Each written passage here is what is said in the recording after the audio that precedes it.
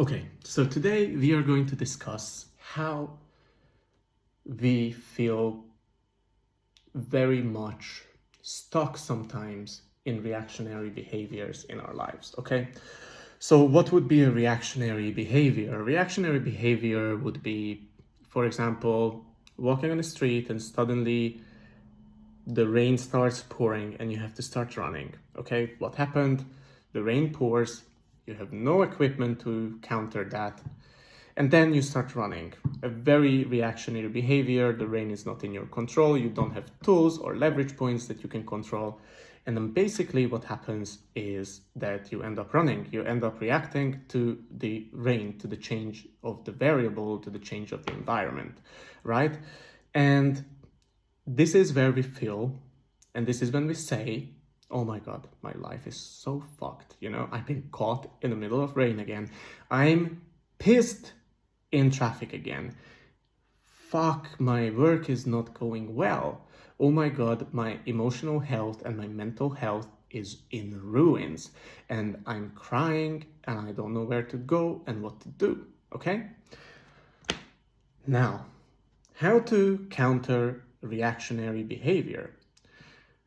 And I think what I would say is that one of the best counters to reactionarism, I just came up with this, maybe it's not even a true word, but to reactionary behavior is through something called systems thinking. Now, I will quote Donella Meadows, or at least try to analogize her simple examples in this one. But if you're interested in systems thinking, then I would definitely recommend Thinking in Systems by Donella Meadows, a primer.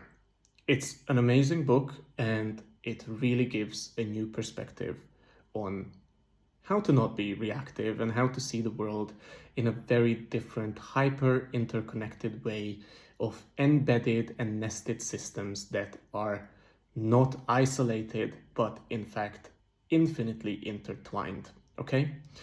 So Donella would propose a very simple system of an input and an output and a stock of a bathtub, okay? Your goal is to keep the water level of the bathtub at a certain level, okay? You have two control levers, the input, how much water you put in, and the output, the drain, how much water you're putting out. And your task is to keep the water level at a certain point. Now, what would happen if suddenly the tap or the drain would start malfunctioning? The drain would not be able to hold the water anymore, and the tap would start dripping like crazy. And your task is still to keep the water level at a certain point. What the hell do you do? Well, if you're not understanding of the different leverage points, functions in the system, then you will panic. Your water is all over the place, sometimes lower, sometimes higher, but you don't really understand why it's happening. You're just trying to control the drain, trying to find different ways to make sure that water is at stock. But you're not really in control of it because you're not really understanding or in control of your functions, right? But someone who understands the system and understands how to, control these things or correct the functions is going to have a way easier time, despite the difficult circumstances, keep the stock at a certain level. Now let's take two examples of an investor and another investor. Okay, so investor A is someone who is simply following reactionary trends and thinking in the short term. Okay, this person sees something going up, purchase, something going down, sell. Okay, they are infinitely reactive and they are always in the moment trying to understand what the hell is going on. They are always agitated and frustrated because these trends, these changes come out of the blue and they are not there to observe the patterns, but just to press the buttons and make sure that they don't gain, that they gain enough and not lose too much to be able to keep their stock as high as possible, their investments, right? And their returns. Now, this other person would understand that reactionary behavior is very risky because it comes with a lack of understanding of what is really happening. So this person would dig down and find a new agricultural tool that is going to revolutionize agriculture, okay? And this tool is going to help traders and farmers to yield million times better output. And he would find this company that is still maybe a garage company and invest in this stock, but understand that it would have a huge effect on the system later on. Now, he would also probably invest in agriculture as the trend hits. He would understand that people will start reacting to these trends, and he's going to be way ahead of the flow and going to have had acquired those stocks at a way lower price than when the agriculture is going to be revolutionized. Now, is it taking a risk? Yeah, but this is a way more premeditated, way more systems-driven decision tree that the other person, the other investor utilized, that is not reactionary, but that is based on more understanding and more in-depth insight into future predictability and past aggravated trends, okay? Because what happens is that we are many times stuck in the hyper-present. We are dwelling and fearing the future and dwelling on the past, okay? But instead of extrapolating information that the past has accumulated to create our present, which would be the different decisions that we have made, the different ways that we have reacted to certain things, the different connections and people we have cultivated into our lives, these things all accumulated into our current present selves, okay? These are choices that we have made. It's not that we can really go back and readjust those patterns and loops, but we can truly get a good understanding instead of dwelling to analyze and understand what those decisions have accumulated into right now and how we can change the current trends and, have a trajectory into the future that is way more in control and way more adjusted between the point A, where we are now, and the point B, where we want to get, which is probably a more ideal, more aligned version of ourselves, right? And this is not going to happen with the most of us if we are simply reactive, okay? So what we are going to do is we are going to understand that we are a system embedded in another system, embedded in another system. And our system is hugely influenced by a plethora of various functions and tools that are in us. This would be the inputs in our system and the outputs in our system, what we put in our body, how much we sleep, how we react to things. Are we taking care of our mental health? Are we taking care of our body? Are we taking time off? Are we overworking? Are we meeting loved ones? Are we constantly complaining? These things can be the accumulation of our current system. What we also have to understand is that we are not alone in this system. The world is an interconnected web of individuals that are these systems, and even lower level systems that accumulate into these individuals. And then we go to higher levels. The society can be a system. Maybe a structure like a European Union can be a system. Like globalism can be like a context window for a huge system. But ultimately, we are in the system of the universe, right? And ultimately an infinitely interconnected system that we are not separate of, but an integral part of it. And I think Western capitalism, especially Western late stage individual focused capitalism, is missing the fucking point that you are not the individual, but you are part of the system. You are not just an entity, you are a part of a web of entities, right? And this is crucial to understand. It seems very intuitive, but we don't do and we don't act our lives out this way. This is infinitely important to understand, right? Because if we stop and if we start understanding the different function calls, the different inputs and outputs, then we are not going to beat up ourselves. We are going to gain understanding on why we are doing certain things. Someone you ask, like, I don't know, let's say you're a runner, someone asks you, why are you running, right? No pun intended here. Why are you running? And then you would say, I have no idea, I guess for my joint health. And you take this guess, but you don't understand how the running is an integral function and a support system embedded within your larger system, and you never looked at it that way. You run because what? You want to reduce stress, increase your health span, you want to become an athlete. There can be a million various contributors to why you run, and they can be all valid. It's not like you have to have the perfect answer, but you have to understand what running serves in your life. You have to understand what sleeping serves in your life, and how running and sleeping are infinitely interconnected, important variables within the other different variables that are part of your system, right?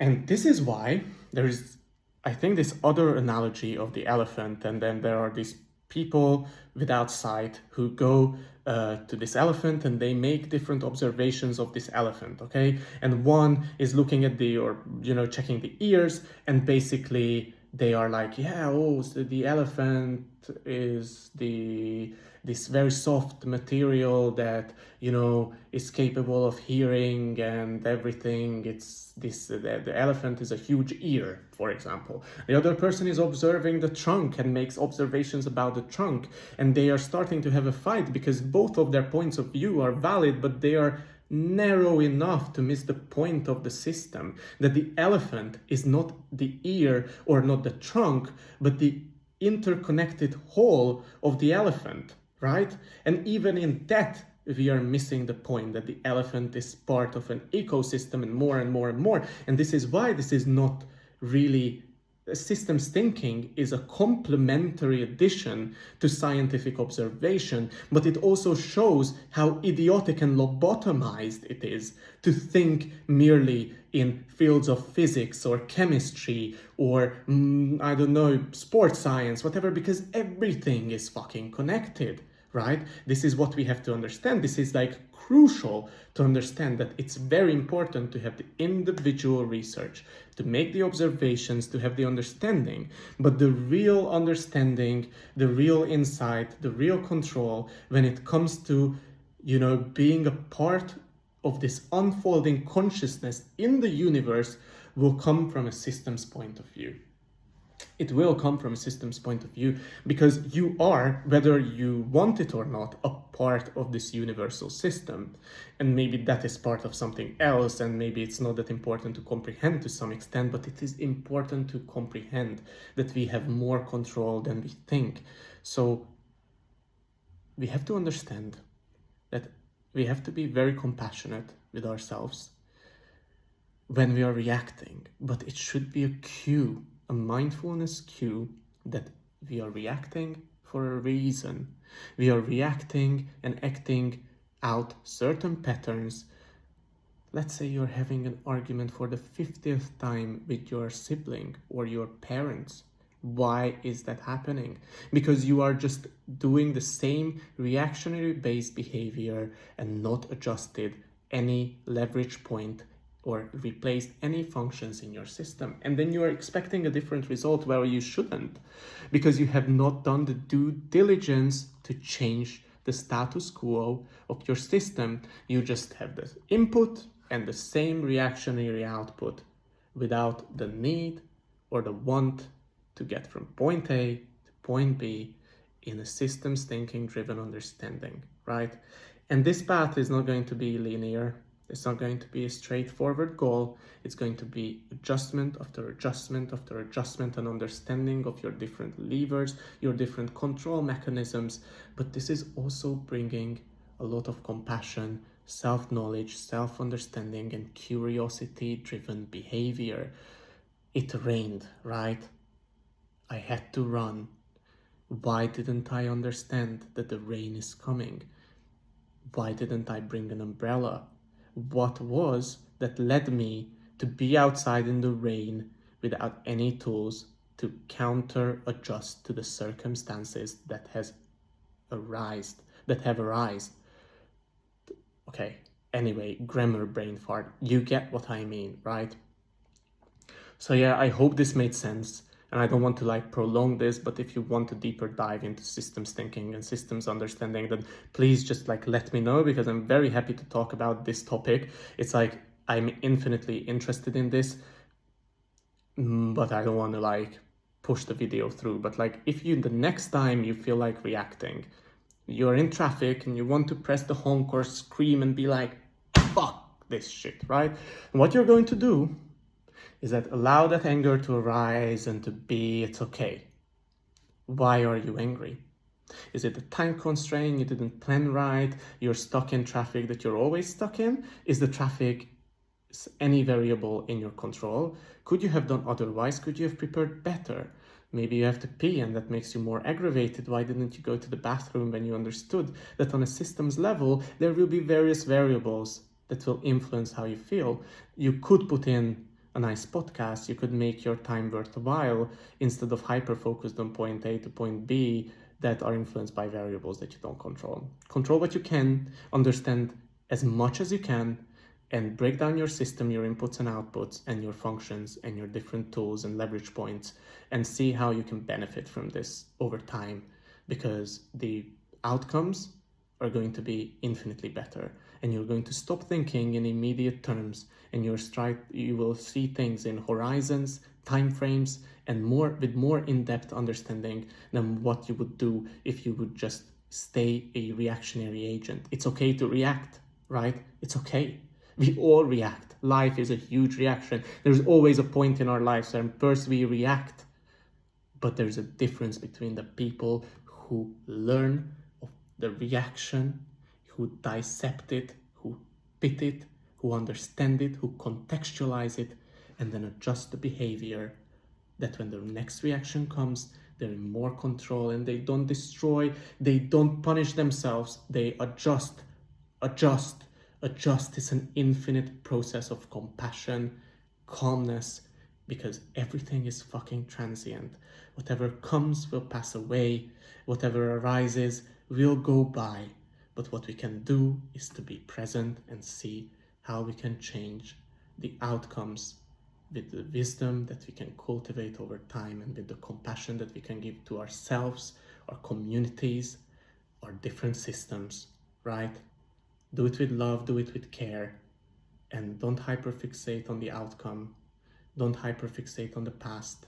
See what the best understanding you can cultivate in the present to adjust the different control points and the functions in your life, to strive to be a better version, a more loving, more compassionate version of yourself, and see how the aggregated reactionary agent will transform into something much more profound.